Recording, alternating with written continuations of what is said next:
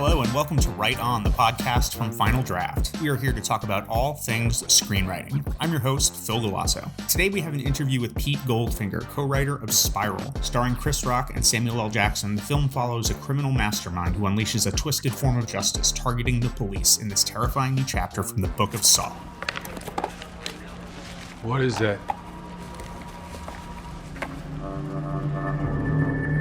Playmate.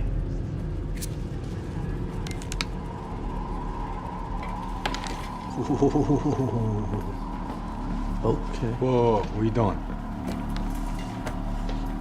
Don't want to f up my computer. Hello, Detective Banks. I'm here to help reform the Metro Police, to remind them of their oath to the people of this city. One officer from your station refused to be reformed.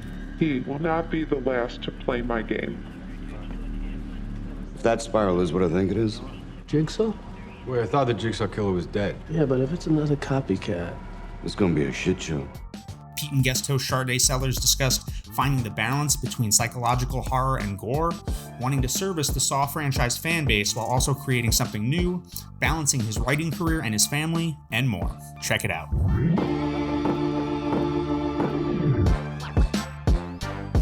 Welcome back, everyone. It's Sharday again, and I am here with a very special guest from a movie that's just recently come out. So today's episode, I'm going to I will not spoil it for you in case you haven't seen it yet, but I'm here with Pete Goldfinger from Spiral, formerly known as Spiral from the Book of Saw. Hi, Pete. Hi, how are you? I'm doing well, but I'm not doing as well as you because you are having an amazing weekend. Spiral just came out as we're recording this over the weekend. How does it feel? It feels good. It feels really good. You know, I mean, this was one that was this was an important one for us because, as you may know, it goes in a different direction, and we were very excited about it. Very excited to work with Chris Rock, which we did not know, you know, when we signed on to do Saw. You know, Saw traditionally has no stars, so it was really fun. And then, you know, Chris was attached early, and then Samuel Jackson comes on, and you're like, wow. I mean, suddenly we're making real movies, and not just, you know, not that Saw wasn't real movies, but it feels more like a big feature film, you know, when you have those guys attached. What is the conversation like with Chris Rock? Because I grew up watching Chris Rock stand up. I think everyone did who's alive now. And it never occurred to me that this person, this actor, or this artist, this comedian would be interested in horror at all. Us too. I mean, it was so funny. When we got the call, like, to start thinking of ideas, we were like, let's wait a week to see if this is real. Like, it felt like, did somebody just say to Chris, would you be interested in doing a Saw movie? And he was like, yeah, call my people. But it turns out he was very serious. He's seen all of them. He loves them. And he really genuinely wanted to do them. And so we were like, okay, I guess we're taking a meeting with Chris Rock to talk about writing a horror movie. All right, here we go. Did you have an anxiety attack later that day? Are you still having anxiety attacks? I mean... Well, yes, not related to the movie business. I just generally have one every day, just about anything, you know. Yes, me too. You know, if I find a strange bump on my elbow, that's a cause for great anxiety. No, I don't. I had a lot of, you know, I think our big worry was, you know, it's always scary to put a comedian in a serious thing. I mean, sometimes it can go great and sometimes it can go bad. And so you're always a worry if they can pull Bob Odenkirk. There's a guy, I mean, he's a comedy guy, but he just came out with that movie Nobody, which, by the way, was fantastic. I'm not here to promote other movies, but he's great.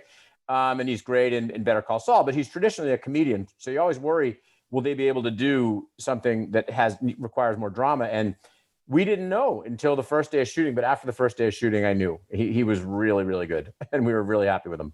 Sorority Row, Piranha 3D, Jigsaw, these are in your portfolio. So which one is your kids' favorites? My kids, I have a daughter that's 14 and a daughter who's 12, and none of them have seen any of them. And what's more, they are so far behind. Like, I got to tell you, my youngest, I don't think is ever going to watch one. She's going to be 12 next month, and I don't think she's ready for Indiana Jones. Like, that's how far behind she is. Okay.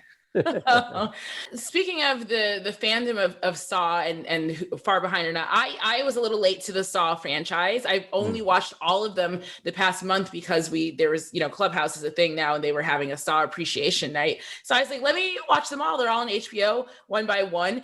First of all, amazing films and amazing franchise, but your fans are so loyal and dedicated to this franchise. Yeah. Oh, I know. And they don't let us forget it. I mean, if there's one mistake that we make or something, hiding the what do you call it? The when you play 3-card Monty, hiding the card is not an easy thing to do. Hiding the marble, you cannot do that with Saw fans. They're too good. They really are. Or else we're just idiots, but they always seem to know what's coming. They always seem to know more about the ethos of the characters. They do. They really do. Yeah. Because Josh stopped by that Saw franchise, your co-writer in this, and that room, and he answered a few questions without spoilers, and people were correcting him in the room, like, well, actually, Jigsaw would do this. Oh, yeah. I'm sure. I mean, the funny thing is we watch the whole series every time we write one. So I've seen them all. Wow. But you forget, it's hard to keep track of them all. I've probably watched all of them 3 times, but I still think there are people out there that have watched all of them 10 times as much as me. It frightens me to say that, but I think it's true. Outside of obviously Spiral, do you have a Saw film that sticks out for you? That's like, oh, this is a really good tentpole to go back to? Well, it's funny you say that because there are so many good things in so many of them that I remember it more like that. Like one, I always feel that when it comes to starting a franchise, it's not the first one that decides whether it's going to be a franchise. It's the second one that really decides whether there's going to be more of them. Like you see a lot of movies that get a second one, but that's pretty much as you can do with it. And I thought the second one the first one's great. I mean, that's probably the one everybody loves, but I thought the second one was kind of standout. I'm not going to give anything away, but it's a little bit, they play with time a little bit in that. And there's some great reveals. There's some great John Kramer dialogue, and he gets more into his ethos about how he works. The second one, of course, is a deeper dive into John Kramer, because in the first one, you barely know who he is until you don't know who he is. You have no idea who this guy is until the end. So the second one is, can Tobin Bell, the actor who plays John Kramer, can he pull off a movie? And he did. So for that reason, it's probably my second. Although there's one, I think it's 5, but forgive me because somebody's going to go, oh, this guy doesn't know. But there's one where they take on the health industry, the healthcare industry, health insurance. I'm not saying I love the entire thing from start to finish, but I thought the idea is great. And then there's another one where the idea is everybody participated in a building burning down, and everybody, like 7 people were responsible for something that happened if only one of them had stepped up. So I like, as a writer, I can always see where they started, but sometimes you have to pay so much service to the past that, it can be hard to have the movie live up to quite what you expected. But I think they're all really good in terms of their story ideas, I definitely agree. 2 is a standout for me as well. As far as sequels go, I thought they nailed it.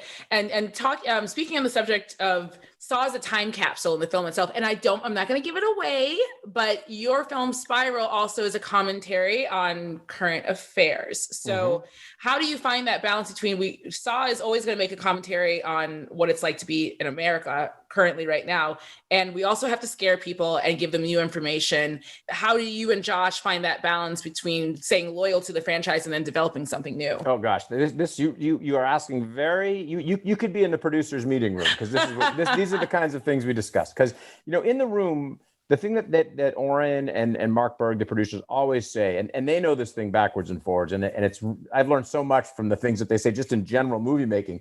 But the thing that they always say is, we don't want this to be, we always do the traps last. That's true. The traps are always the last thing we do, even though that's often is the featured thing that you'll see in the trailers and things, because mostly what we try to do is, in our dreams, is to do more of a Usual Suspects kind of whodunity suspense sort of thing. That's the goal.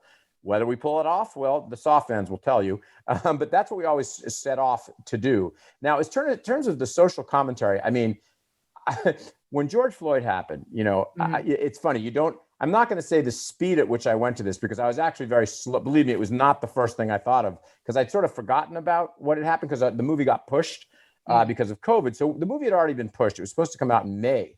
And it might have been ready to come out like right when George Floyd happened. So George Floyd, tragedy that it was, it made it all a little more current, I don't know that we were quite looking to do a social, some people have actually pointed out that, oh, this is such a great movie and has great social commentary, and then some said, oh, but it didn't quite live up to, a true movie about a social. And our feeling is, well, that wasn't what we set out to do. Right. It was only what's happened in the world in the last year that sort of made it relevant at all in many ways, And it's really interesting that you said the traps are usually last. So can you, to switch gears, because our listeners are mostly screenwriters, what's the first step in outlining a franchise that is so popular and is you're like number 8 or 9 on the tentpole list in the canon? So what's the first outlining steps that you take? Oh, the first outline is brutal. There's nothing more brutal than breaking a Saw script. Some of you out there say, oh, what I wouldn't do to write a Saw. And let me tell you something, you might feel differently after writing one. You're dealing with 7 or 8 really smart producers who know everything that's ever been done in the history of Saw. They've been there from the beginning, and you have to go to pitch to all of them, and you have to get all of them to sign off. And the biggest thing they're looking for, and the biggest thing we try to do, and it's great when we pull it off and very sad when we don't, but the main thing we're trying to do is, what's a story we can tell that people won't know what's happening until the end? Because if you look at every Saw movie, there's a pop flash montage at the end where we see everything we already knew. It's like in I think they do this also in Usual Suspects, but you want to have a flashback where you see that everything that you saw, you didn't really see, Right. There's a great line in 2, I forget, don't get boxed in, or there's always dialogue that when you see in retrospect had double meanings. And, if you'd only been paying attention, you would have seen it. And so we're always trying to do that. But what we have, Josh and I have, is the baggage of 7 movies before us where everybody has sort of figured out the paths.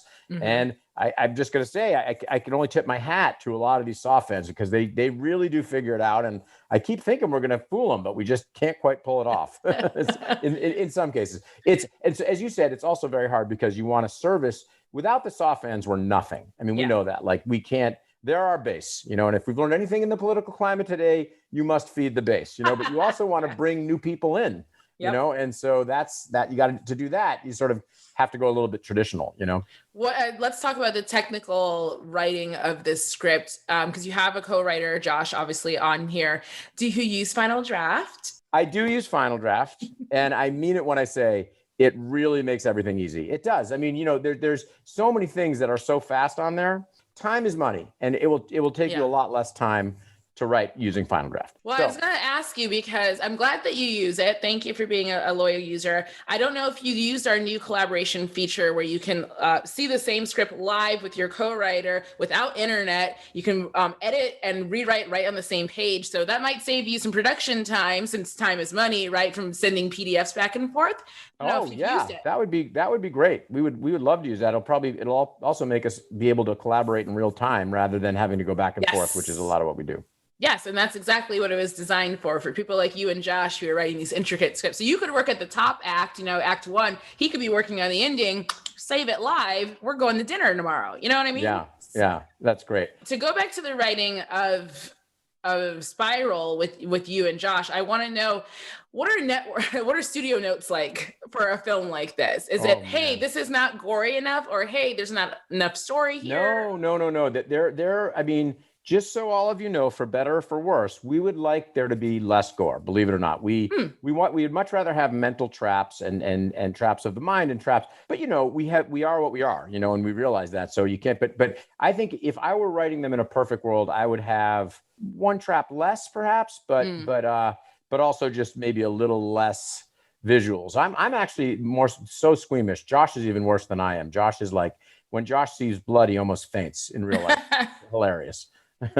Well, Josh is also very active on Twitter. He's been retweeting a lot of fans, good and bad takes to his credit. He's been really going out there. Did you make it out to the theaters this weekend? Are you into fan engagement? We went on Wednesday night, and we went to the IMAX to a screening with a friends and family screening, and it was awesome. I mean, I will just say, to see a movie you wrote on an IMAX theater is just incredible. It was so great. Just so you know, the only reason that I don't engage is I'm not a half in, half out kind of person. I'm like, I did fantasy football for one season and I got so into it that I was like, and I don't even really, I was like, I can't do it next year because I'll waste all my time doing it. So power to all the social media people. And it's not because I don't think it's interesting.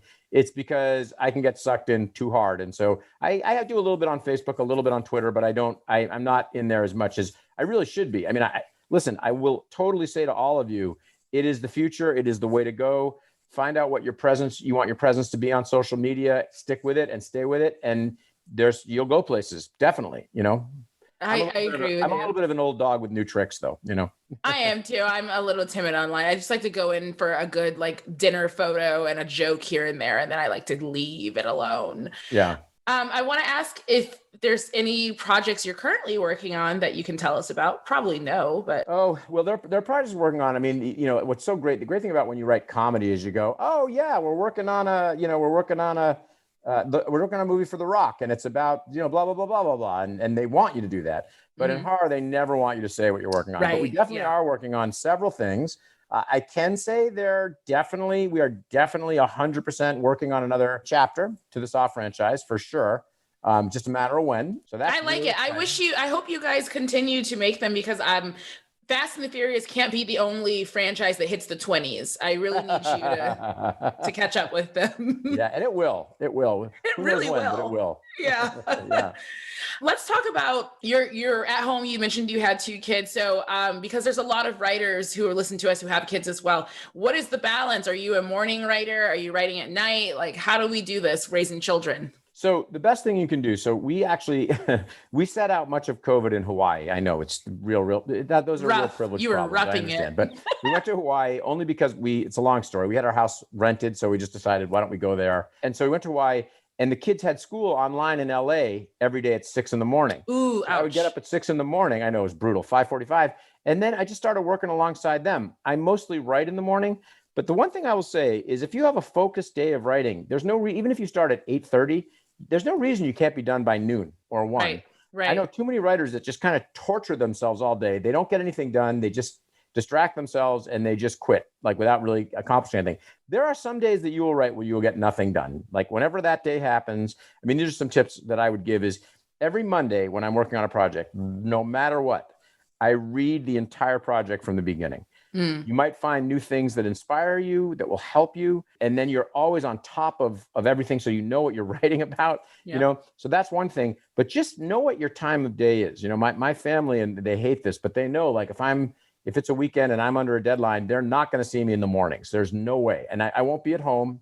I'll be at a coffee shop. But everybody says, don't you find that distracting? I'm like, more distracting than being at my house? Are you kidding me?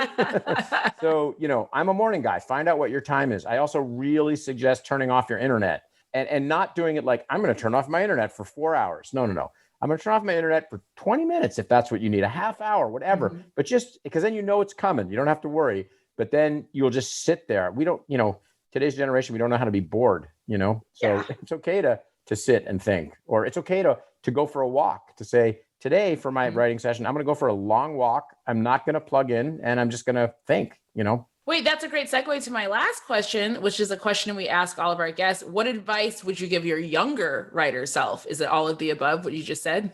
Oh, okay. This is what I would tell my younger writer self. The answers are out there to whatever your problem is with your script. Josh and I have done this long enough that, I think a lot of young writers waste time wondering if their idea is good. What generally happens is you didn't have a very good outline. You get to page 65, the end of the second act, and you realize I can't tap dance anymore. I really got it. There's no more scenes that aren't stampeding for the third act. And they just say, oh, screw it. And they just stop. Josh and I, we have the experience to know that there is an answer out there. So we don't waste any time worrying that there isn't one. That's what I would say. Don't worry about whether there's answers or not. Just keep thinking about those answers. This is interesting because I think the one advantage that a younger writer has over an older writer is you can be much more fearless in your writing because you don't understand. Josh and I have been rejected more than any of you. We were not in our 20s. We're not even in our 30s. We have so many rejections in our past that it spooks us when we write new things. The advantage we have over you is that we know that we will get it done. We know that we don't waste any time worrying. We don't waste any time. Like, I know people who write scripts for 2 years. I'm like, that's insane. I would never write a script for 2 years. You know, if I'm not done in 3 months, I got to tell you, Josh and I have probably 3 screenplays from our early 30s that we did not finish. We have 0 screenplays that we haven't finished in the last 20 years, 15 years. Well, I think that's really sound advice, especially for someone like me who's just starting her career as well. And I want to thank you, Pete, so much for being on the podcast today. Spiral is out in theaters everywhere. You guys, please go see it and support. I saw it last night at a little late night show, and I had a great time. A little terrified, but I had a great time. So thank you, Pete, for being on the podcast, and I'll see you next time. Thanks for having me. Thanks to Pete Goldfinger for coming on the show, and as always, thank you to Sharday Sellers for killing it as guest host. Spiral can be seen exclusively in theaters right now.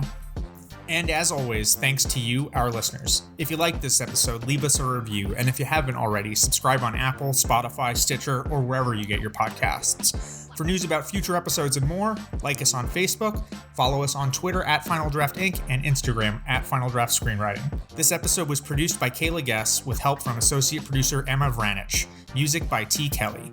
Thanks again, everyone. Until next time, write on.